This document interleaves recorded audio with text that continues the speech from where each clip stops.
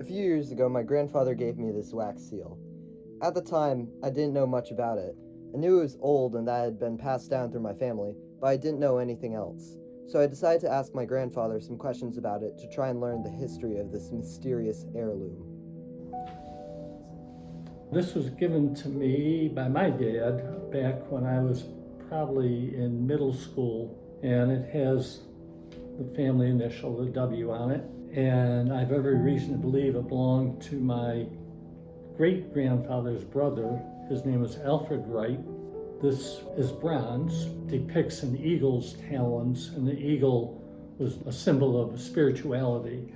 And great-uncle Alfred was a Christian and very active in his church. This came from him, and I can only envision him, putting a drop of wax and sealing a letter to my great-grandfather, his brother. He and one of his brothers, William, went out to California back in the middle 1800s, started a pharmaceutical business, did well. William stayed behind, and Alfred returned to the Rochester, New York area. He was born in a community outside of Rochester.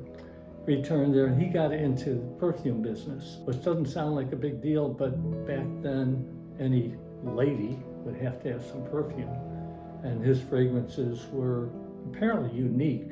Rochester has been known historically as the Flower City, F-L-O-U-R, because of the mills on the Genesee River, but also after that, because of all its parks, as the F-L-O-W-E-R city. And they have a huge lilac park, and I can only imagine that the fragrance from the lilacs may have inspired my great-great-uncle, to try to capture their essence. We all went as a family to Mount Hope Cemetery.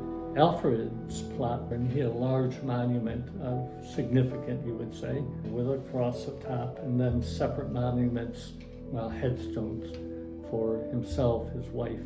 Actually, he had 3 wives. I don't know if I mentioned it to you. 2 of them died while they were quite young. For those days, he was a wealthy person. Spent something over $500,000, which would be maybe $10 million or so today. So very comfortable. One of the significant things to people in Rochester and to me was that he was the first business in Rochester to give his employees Saturday afternoon off, because he noticed that too many of them said that they were too tired after working 6 days to go to church, and church was important enough to him to give them Saturday afternoons off, and other businesses followed suit. By sitting down with my grandfather, I not only learned the history behind the wax seal, but also the story of Alfred Wright. Now this family chronicle will be preserved for future generations.